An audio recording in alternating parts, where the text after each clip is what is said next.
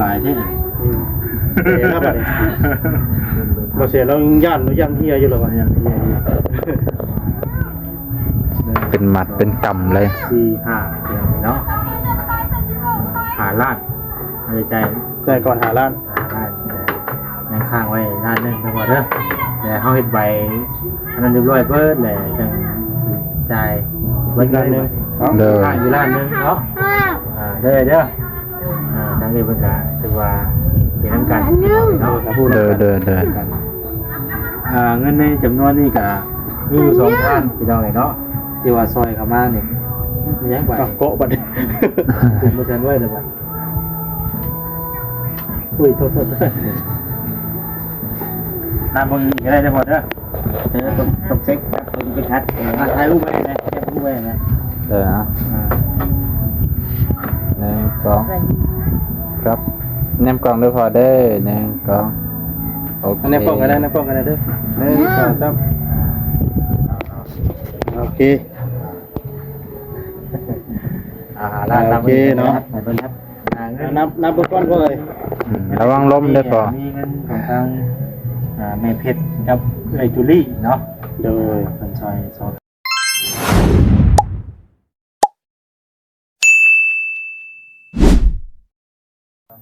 สบายดีพ่อแม่พี่น้องลุงป้าที่เคารพและสวัสดีครับพ่อแม่พี่น้องที่อยู่ประเทศไทยเคารพคือกันเด้อพ่อแม่พี่น้องที่อยู่ต่างประเทศก็สบายดีเบิดสุขุทุกคนมื้อนี้บ่าวนงก็สานต่อเรื่องดินของเอ้ยนวลพ่อแม่พี่น้องหลังจากที่ได้แทกวัดขนาดได้เรียบร้อย ตกลงราคา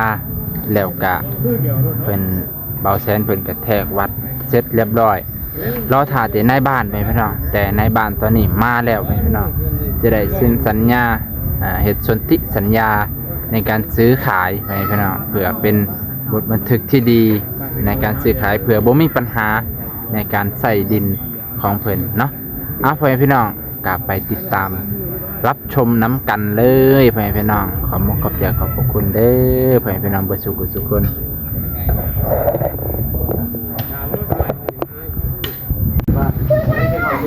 นะไปพี่น้องเขาก็เลยมาขอในบ้านพอดี มายามเบี้ยจำเนาะโอ้ยเลยเราเสียงแล้วเป็นไงจะเอาคือกันแหละโดยก็โอเคแล้วเอาวัดเทศเรียบร้อยแล้วตอนนั้นมีแต่เดี๋ยวรวมอยู่แล้วมันรวมเลยป่ะเอารวมเลยป่ะรวมเลยเขาบอกได้ว่าขังนี่เต็มแมทป่ะแน่พอรวมเลยเลยพอรวมเลยสุดละอันนี้จังแมททำไมจังแมทรวมกันเลยเราบวกกันเลยเนาะบวกกันเลยเขาจ้าหมดแล้วอุรคุณหานเนาะ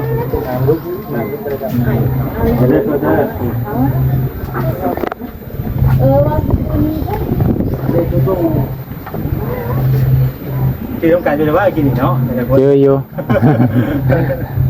เจอข้างหน้าในชิดสีเนาะโดยต้มยำลูกว่าต้มยำไปบ่พวกมันอยากเป็นมณฑลเนาะเมนมณฑลในทั้งนึงที่นะมันแบบว่าที่เขาเอาร่วมกันไปแล้วมณฑลก็นี่เลยครั้งแรกโอ้ลูกสาวเพิ่น16พอไงพอนุ่ง16เนาะ90เซน16ครับมัน90เซนเนาะโดย16 14แล้วก็14ใส่ด้วยเนี่ย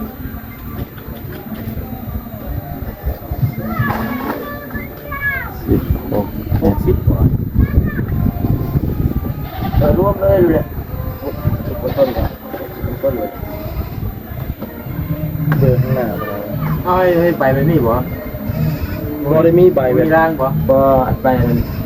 แหวนจะเอาอยู่ตัดไปนะมดเอามีร่างที่ไหนข้างในบ่เขาเขียนแม่นแล้วเขาจะร่างจะบ่จักบ่ทะเลแล้วเขียนไปนี่แล้วเอาร่างทำมาแล้วเขียนร่างเนี่ยเขาเขียนอันนี้ก่อน แต่ไม่ได้พอเมื่อประกอบมันอินเนาะผมก่อนเสร็จก็ตัดเขียนนะครับกับตามสัญญานี้เนี่ยเอาเขียนให้มันถือเก่าเขียนมันบนทึกไว้เนี่ยนี่ทางแต่ว่ามันหมดแล้วบ่ได้ไปถ่ายมาบ่ไปเอาถึงการพนันอยู่เนี่ยอ๋อร่างนึงน้ำมันแสงเป็นมีนี่เกียร์คือปีเป็นเห็นรถมีบ่แต่มานํบ่มีรถบ่วะในรถเด้ตะกี้กูไปเก็บไว้บ่วะแม่เบิ่งรถมาเด้อ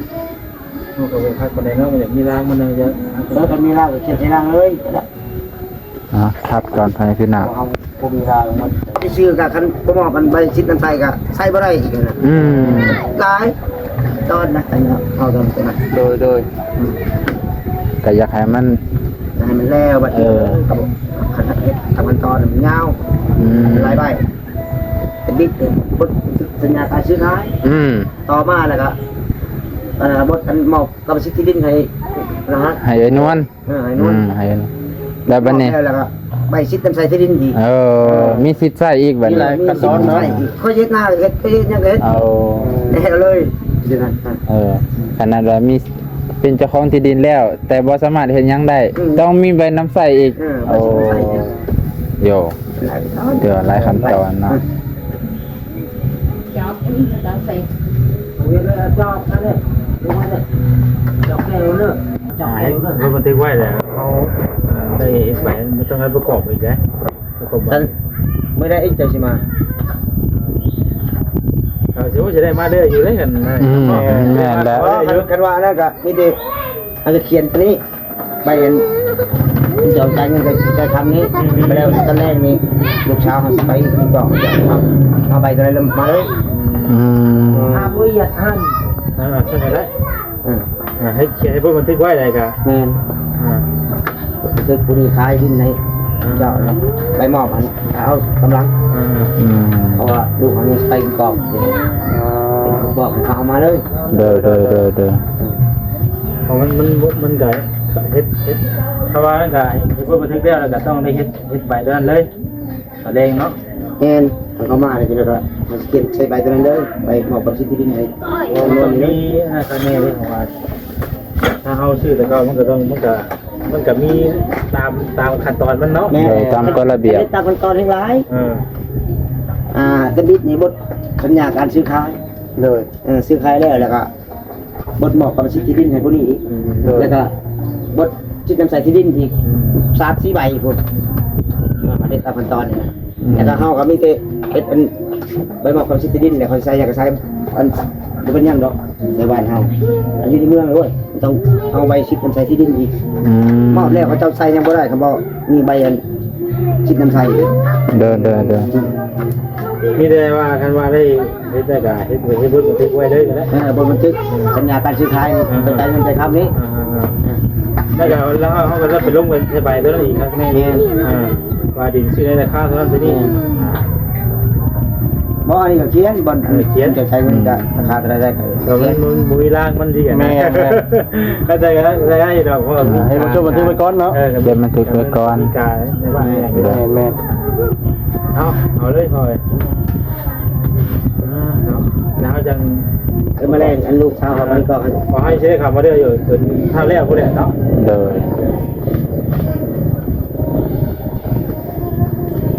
ว่าแล้วก็เขาก็คิดว่ามันมีอยู่นะก็เลยไม่ได้เตรียมมากทางไว้ซื้อขายนะมีซื้อมาแทนหรือเปล่าแต่ว่าเนาะแล้วก็คนประเสริฐนั่นแหละเป็นอะไรครับมันลงทุนมีก้อนเลยนวล57ไม่นัก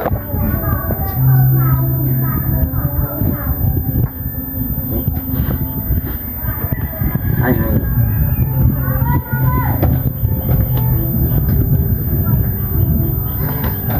ต่อนะใช่ไหมทำเสร็จในตรงคูนนะสื่อมา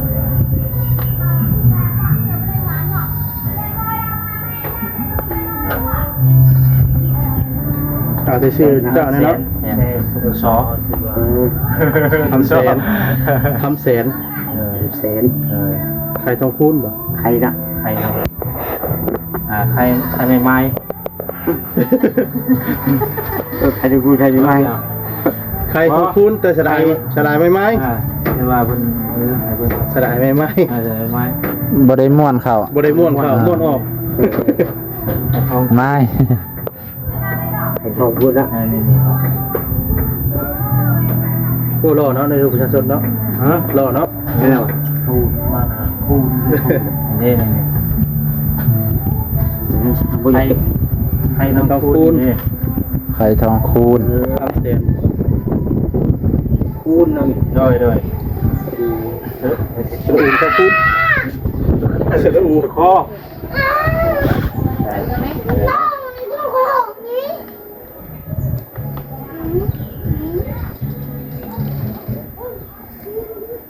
ตัวไม่พิษไม่ได้เนาะ อืม เหมือนไม่แล้วที่ มันเป็นซีบ่บ่ได้นะเป็นยังดอกเนาะนี่บ่นี่ แล้วก็เขียนไว้แล้วจัง เขียนมันจะเป็นเวลาว่าอาหารสเก็ตได้หรอก เด้อเขียนไว้ ปัญหา มา30นะแต่มันเอ้า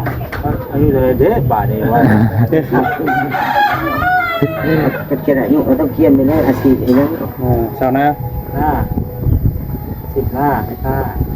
ได้ที่กันได้หอย เป็นไรนะเดี๋ยวเอาลูกชาวให้ชาวนาเนาะ เฮ็ดน่ากินคือกัน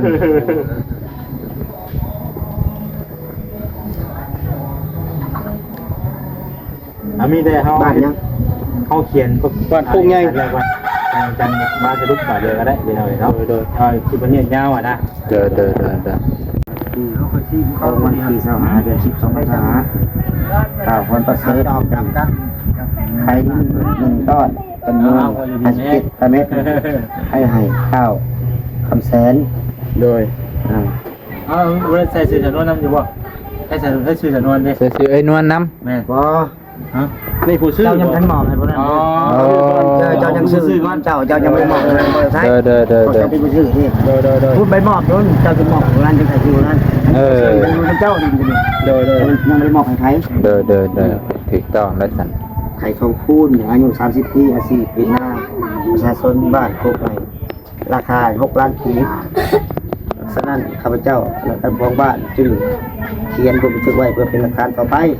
โดย ครับเขียนย่อๆเท่านี้แหละคงยังไม่ละเอียดนะ แต่ว่าเขาเขียนเพื่อเป็นหลักฐานเอาการประจำนี่นะครับไม่ได้เขาจะเขียนลงเสร็จตัวนั้น เด้อ แมน จะที่มอบให้คนนี้ แล้ว นี่ เนาะ ขายให้เจ้าเขายังอยู่น้ำเจ้าดิน เจ้ายังไม่ได้มอบคนนั้นเด้ใส่ไปได้ของอันเชื่อของนู้น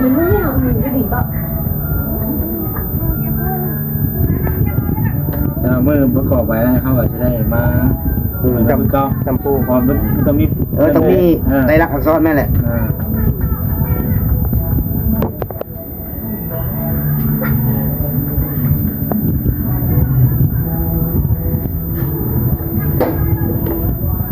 เงินเท่าไรจ้ะเงินเท่ากับชิ้นเงินบ่ จ่ายได้บ่ ได้เลยก็ได้เพราะมีนี่เลย ข้างไว้แต่ก็หนึ่งได้บ่ให้ใบนั้นแล้วจริงๆให้เบิ่งได้ จ่าย5 ล้านข้างไว้ล้านนึงได้บ่พอ เนาะ ได้อยู่เนาะ ให้ว่าเฮ็ดว่ายังให้บันทึกด้วย เอกสารคนจะได้ครบเลย ฮะมันเอกสารมาแล้วแล้ว จ่าย5 ล้านยังดีล้านนึงข้างไว้ก่อน ไว้ด้านนึงก่อน แบบเมื่อเอกสารพร้อมจังจ่ายวัดทุกล้าน ยังบ่ทันแล้วนี่ จ่ายอีกล้านนึงบ่ เอาใบแต่ละมันจะได้บ่ขึ้นกับใบแต่ละถึงจะ แม่ แต่ว่ามีบ่ร่างมันน่ะเคยซื้อไว้อยู่เท่านึง เอาพอเส้น แล้วก็ชิดจะให้เส้นปัด ให้เส้นบัด แล้วก็ให้เจ้าเส้นปัดจะจำตาให้ เอาให้ว่าเสียนชิ้นก่อนก็ได้เอาเบิ่งได้พอชิ้นเบิ่งไหน นี่ผู้ซื้อนี่ ผู้ซื้อ ผู้ซื้อเส้นและผู้ขายเส้นซื้อก็ได้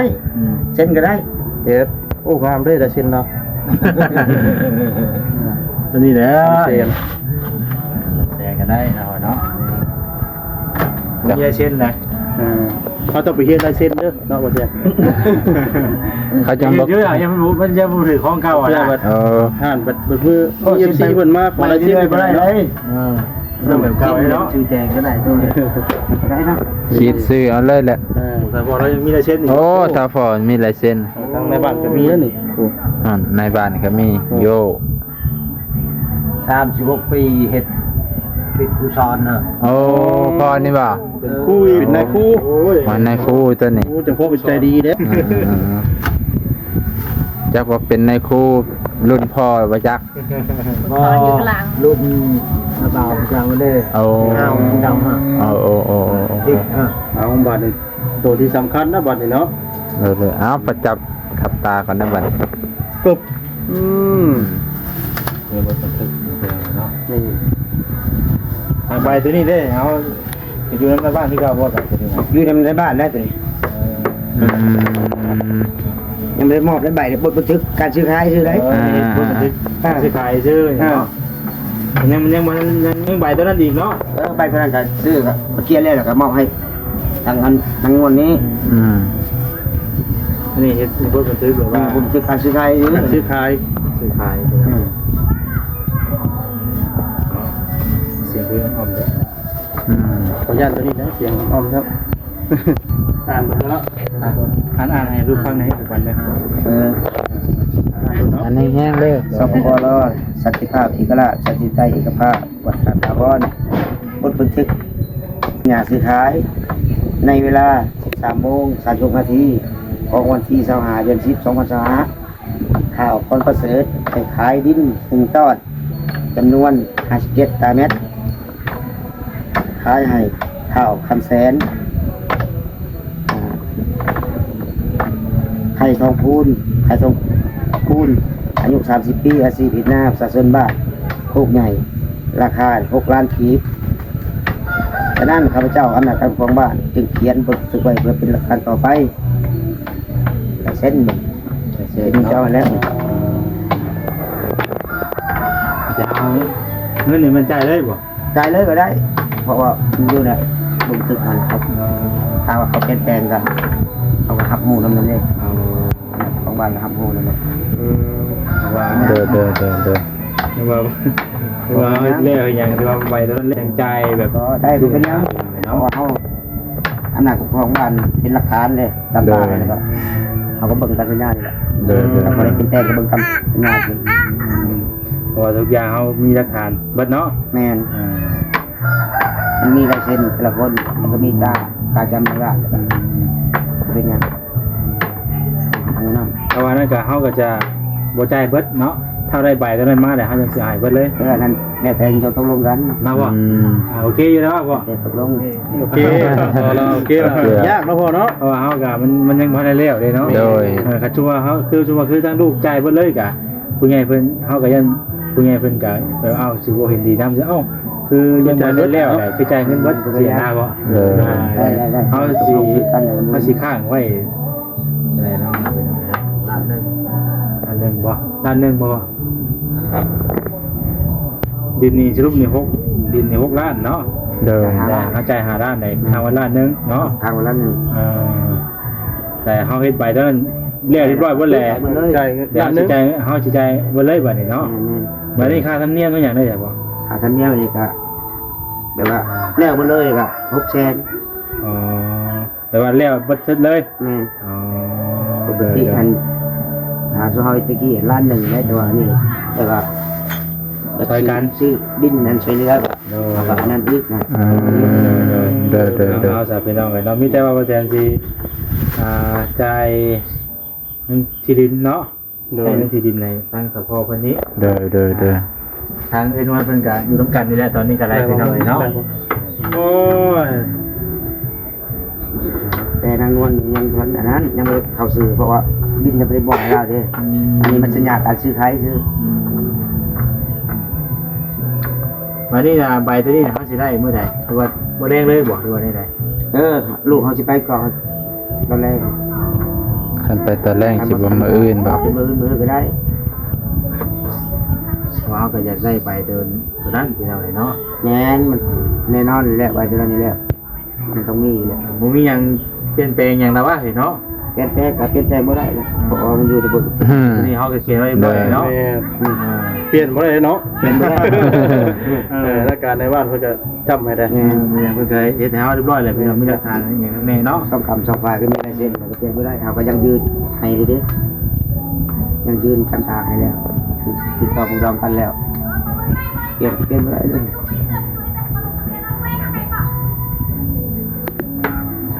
เนาะหลายแท้ เดี๋ยวนะบัดนี้บ่เสียเราย่านเฮียอยู่หรอวะย่านเฮียอยู่ เป็นหมัดเป็นกำเลย 4-5เดือนเนาะหาล้านในใจ แต่ก่อนหาร้าน ได้ยังค้างไว้ล้านหนึงทั้งหมดเด้อแต่เฮาเฮ็ดใบอันนั้นเรียบร้อยเบิดแล้วจังจ่ายเบิดล้านหนึง เด้อ ค้างอยู่ล้านหนึงเนาะเด้อทางนี้เพิ่นก็ถือว่าเป็นน้ำกันเนาะถ้าพูด เด้อเด้อเด้อ กันเงินในจำนวนนี้ก็มีอยู่2ท่านพี่น้องเนาะที่ว่าซอยเข้ามานี่มีหยังบ่ เอาเกาะบัดนี้ ถึงบ่ทันไว้แล้วบัดอุ้ยโทษน้ำมึงอีกก็ได้ได้หมดเด้อ ต้องเช็คครับเพิ่นไปทัด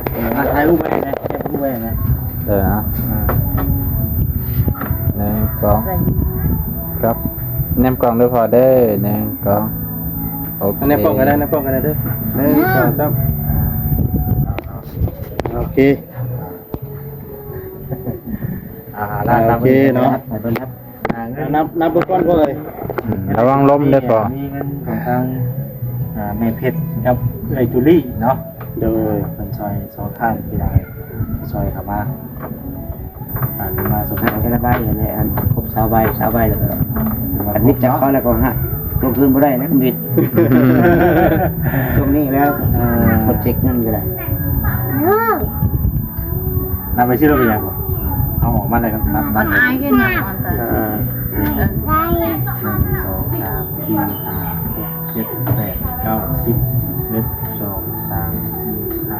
เพิ่นนับเป็นตัวแสน 20ใบกันล้านหนึงเพิ่นนับเป็นโปรเซนต์ จะง่ายเนาะ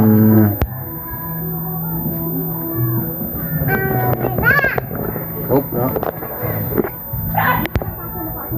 เป็นคนนับ เองไว้ลมช่ำเนาะลมช่ำลมพัดทีไว้เอ้า พอแล้ว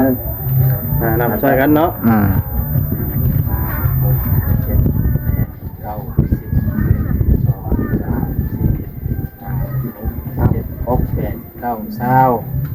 ถ้าใบมัน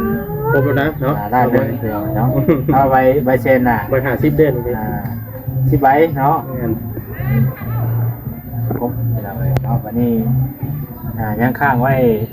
ล้านหนึงพี่น้องเนาะวันนี้เฮาเฮ็ดใบอันใบหมอกกับ10ใบอันนั้นเรียบร้อยแล้วเฮาอยากสิจ่ายอีกให้แล้วเป็นก้อนแต่ว่าบ่รู้ว่าสิในภายในมื้อใดติดตามเบิ่งกันเนาะเพราะว่าบ่มีใบนั่นเฮาก็เลยบ่มีใบล่างใบซื้อขายแล้วก็เป็นผู้บันทึกไว้แล้วเนาะเป็นผู้บันทึกใบซื้อขายแล้วนั่นเอาถ่ายให้เฮาเรียบร้อยแล้วมีแต่เบิ่งกันอีกรอบนึงพี่น้องเอ้ย โดย ในการจีตัวนี้ได้ไหม ธรรมเนียม ธรรมเนียมปกติ แต่ครบแสน แชร์บอก แล้วเลยนะ แล้วไปเลยเนาะจะถ่าเอาไปนั่นมาก แม่น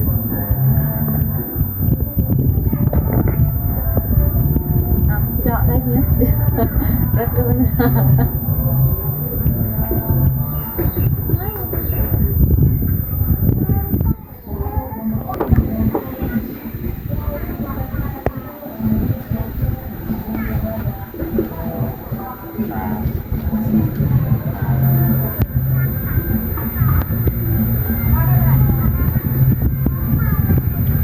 เซน เริ่มเลยเอาแล้ว อืม 1 2 3 4 5 6เนาะเอา แต่ถ้าพอคนนับอีกก็ได้เนาะ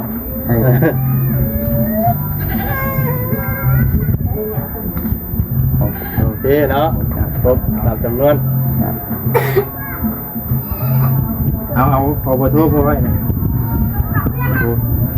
เดี๋ยวลูก549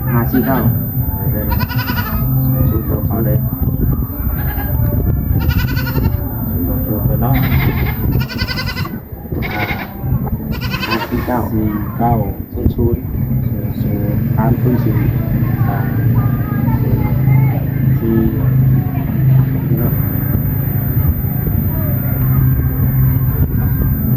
สับไป 1 เก็บไว้ได้พอได้วันนี้เด้อแต่มัน โอ้เหี้ยปิวแม่เนาะ โอ้เงินบ่ครบ ตันดึงขึ้นจากหลวงพ่อฉันโอ้ยเนาะมันเลยใหญ่เดี๋ยวเก็บไว้ได้พอได้แหนมยางมันก็ได้ แถมยางพร้อมบ่ แหนมยางก็แหนมยางก็ หัดลองหัดเงินไว้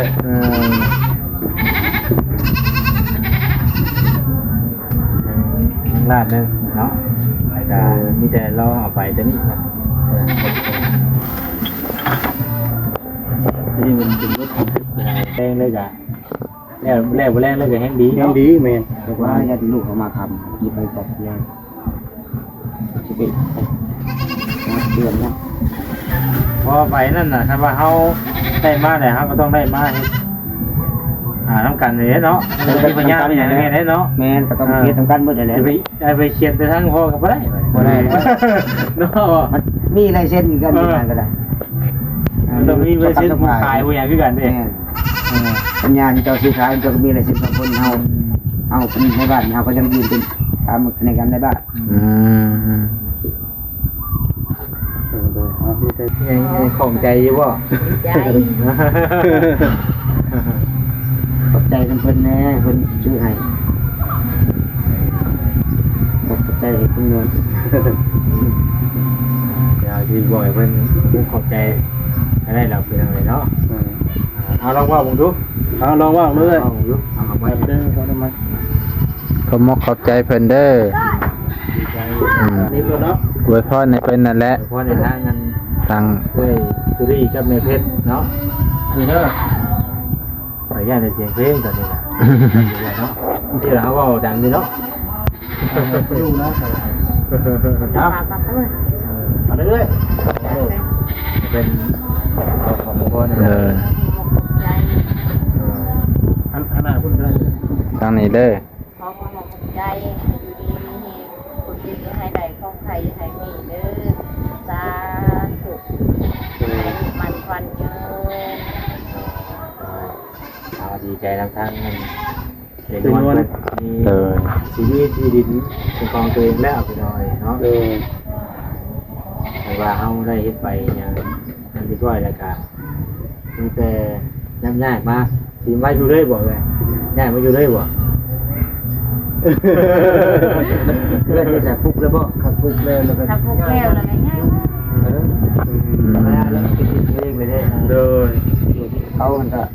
มีก่อนเนี่ย อายุมันกับมันก็คือบ่เจ็บไปได้เนาะโดยเจ็บใจไปได้ ก็คือมาอยู่ดินเขาเองเนาะ ระหว่างระเวงเนาะ เขาจินเอาเองเลยว่ามันก็มวนเลยเนาะก็ มันจะว่าการไปรอบนึงไปหน่อยเนาะว่าเอาแต่ว่าเราจะตามมึงเราจะเข้าไปในพี่น้องเด้อเนาะ โดยมันนี่ก็สิได้อำลาค่าจากไปพี่น้องเพียงเท่านี้กันเด้อหลังจากที่เพิ่นได้เซ็นสัญญาจะใบซื้อขายแต่ยังบ่สำเร็จอีกใบหนึงให้พี่น้องอีกใบหนึงน่าจะมาอื่นแล้วให้พี่น้องน่าจะมาอื่นเพิ่นว่ามานี่ก็สิอำลาค่าจากไปพี่น้องจบเพียงเท่านี้ก่อนเนาะขอบใจขอบพระคุณไปพี่น้องลุงป้าเบิดสุคนนะพ่อแม่พี่น้องนวลเพิ่นก็ดีอกดีใจสิได้ที่ดินเป็นของเจ้าของสิได้ปลูกเรือนสิได้มีเรือนมีซานนำหมู่ให้พี่น้องเพิ่นก็แล่นเนี่ยแล่นไป 2-3 เทื่อ 4-5 มื้อแล้วที่หาดินที่จะผู้สิขายให้สุดท้ายก็ได้ย้อนพี่น้องเจ้าของให้พี่น้องได้ย้อนป้าย้อนลุงนี่แหละให้พี่น้องขอบใจขอบพระคุณพ่อแม่ลุงป้าที่เคารพเบิดสุขคน